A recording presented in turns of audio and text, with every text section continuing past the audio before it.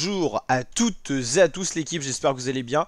Pour cette nouvelle vidéo, on se retrouve pour le résumé complet du match France-Égypte dans le cadre des demi-finales des Jeux Olympiques 2024 de Paris. Première mi-temps assez serrée entre ces deux équipes. Je vous rappelle que l'Égypte était passée en quart de finale face au Paraguay, ils étaient arrivés au péno. Et la France avait battu 1-0 l'Argentine dans le temps réglementaire, c'est-à-dire en 90 minutes. L'Égypte pousse pas mal dans cette première période, il montre de belles choses, tandis que la France reste solide défensivement et a de nombreuses contre-attaques, dont certaines qui finissent sur les montants du gardien égyptien qui est assez chanceux, on va le dire. Thierry Henry, le sélectionneur de l'équipe de France, qui se prend la tête à plusieurs reprises. Et oui, la France passe à côté à plusieurs fois de mener cette équipe d'Égypte. On va dire que l'Égypte a fait peut-être 15-20 minutes costaud et ensuite c'est la France qui a repris le dessus au niveau technique et au niveau des occasions. Mais ça manque de tranchant pour finir ces occasions. Ça avait été d'ailleurs une analyse de Thierry Henry qui avait analysé un petit peu les performances de l'équipe de France. Donc là, la France n'a toujours pas concédé le moindre but dans ces Jeux Olympiques au terme du football. Donc ça y est, on engage la deuxième période, toujours 0-0. Les Égyptiens à l'attaque, ils jouent les contre-attaques, ils n'ont pas beaucoup de fois le ballon. Mais voilà, ils poussent les Égyptiens et ils vont aller marquer pour ouvrir le score. Beau but qui a été travaillé sur une action placée. Ils ont été assez justes sur les passes. On voit ici Zizou qui est un des plus connus en termes des Égyptiens dans ces JO. L'Égypte mène donc 1-0. Ils ont ouvert le score à la 60e minute. Ensuite, la France va pousser, va toucher à plusieurs reprises les montants, mais ça ne suffit pas. Les Bleus ne sont pas en réussite. Ça pousse toujours, 80e, plus que 10 minutes de jeu. Voilà, le foot au JO, c'est classique, c'est 45 minutes une période, 90 minutes. Si égalité au bout de 90 minutes, prolongation 2 fois 15 minutes et pénalty au bout des prolongations, si toujours match nul. La France pousse, la France bouge, l'Égypte en contre-attaque. Mateta seul face au gardien. Mateta qui va gagner son duel et qui va égaliser pour l'équipe de France. On a eu un grand Mateta.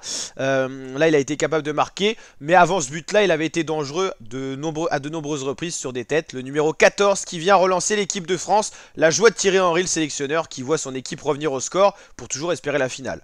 La VAR pour vérifier qu'il n'y a pas de position de hors-jeu, le but est bien validé, un partout. Corner, enfin plutôt coup franc pour l'Égypte, coup franc lointain qui sera contré par le mur bleu, avec notamment Michael Olise et tout ça.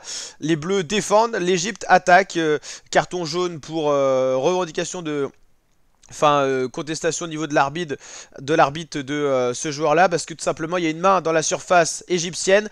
Les Bleus vont peut-être obtenir un penalty. En tout cas, l'arbitre est appelé à la VAR pour revoir un petit peu ce qui s'est passé. Alors, est-ce qu'il y a faute du joueur français ou est-ce qu'il y a bel et bien main du joueur égyptien? La main, elle est là. Ce qui reste à savoir, c'est s'il y a faute avant.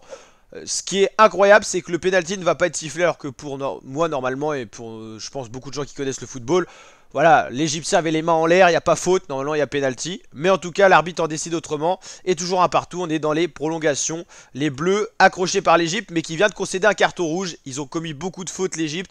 Double carton jaune, c'est-à-dire carton rouge pour un joueur égyptien.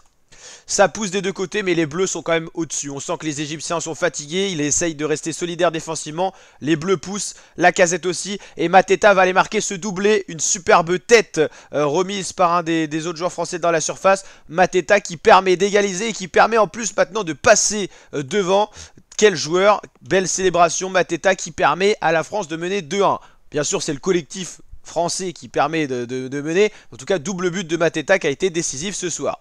Ça pousse encore du côté bleu et là on est peut-être en train de tuer le match. Nouveau but, le voici, cette superbe frappe avec un superbe équilibre. La France mène 3-1 et on peut le dire a déjà un pied en finale. Ça sera face à l'Espagne la finale. Reste à savoir si c'est la France ou c'est l'Égypte et ça sera donc la France qui s'impose avec un superbe match. France-Égypte 3-1 au terme des prolongations et Espagne-Maroc c'était un petit peu avant dans l'après-midi. L'Espagne a battu le Maroc sans aller aux prolongations. Ça sera donc France-Espagne vendredi à 18 h.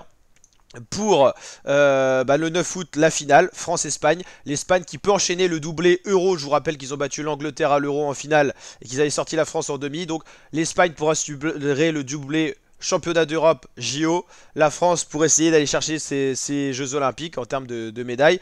Dans tous les cas, la France, ça sera soit médaille d'or, soit médaille d'argent. Et il y aura le match pour la 3e place, Égypte-Maroc. Il y en aura une de ces deux équipes qui sera médaillée de bronze et l'autre qui repartira bredouille. Égypte-Maroc, ça pourrait être un match de Cannes, de la Coupe d'Afrique. En tout cas, ces deux équipes ont fait quand même de belles choses. Le Maroc qui échoue face à l'Espagne et l'Égypte qui échoue face à la France. C'est pas surprenant de retrouver ces équipes à si haut niveau. Le Maroc avait été une des belles surprises des révélations de la dernière Coupe du Monde Monde au Qatar. L'Espagne, ils sont championnats d'Europe, ils ont des belles générations. Maroc, Espagne, c'est des joueurs très costauds. Égypte, c'est pas mal aussi, hein. Et puis la France, c'est pas une surprise non plus. Donc voilà, vous l'avez compris, prochain rendez-vous football masculin, Égypte-Maroc, jeudi 8 août, attention, ça sera à 17 h à Nantes, et France-Espagne à 18 h vendredi, le 9 août, donc les horaires sont un peu spéciaux, donc faut se méfier pour pas louper tout ça.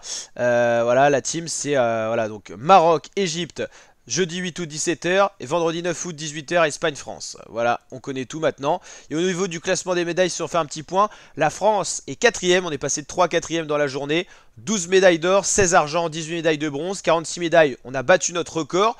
Mais voilà, Australie, États-Unis et Chine sont devant. Et États-Unis et Chine se sont envolés en termes de médailles d'or, hein. Les États-Unis, c'est surtout avec l'athlétisme qui a bien avancé là aussi. Ils sont très forts là-dessus. Et la Grande-Bretagne qui est bien revenue aussi. Donc la France qui régresse un petit peu, mais on le sait, on a des médailles à venir. On espère l'or pour le football, et puis on a encore d'autres disciplines qui pourront apporter des médailles. Donc à voir ça, ça sera compliqué d'aller chercher Chine et États-Unis qui se sont bel et bien envolés avec des athlètes très performants. N'hésitez pas à liker la vidéo si elle vous a plu, vous abonner, activer la cloche, et on se dit à très bientôt pour l'intégrale Jeux Olympiques sur la chaîne YouTube. Et je vous dis à très bientôt l'équipe pour de prochaines vidéos. Abonnez-vous, likez et partagez. Ciao les fratés.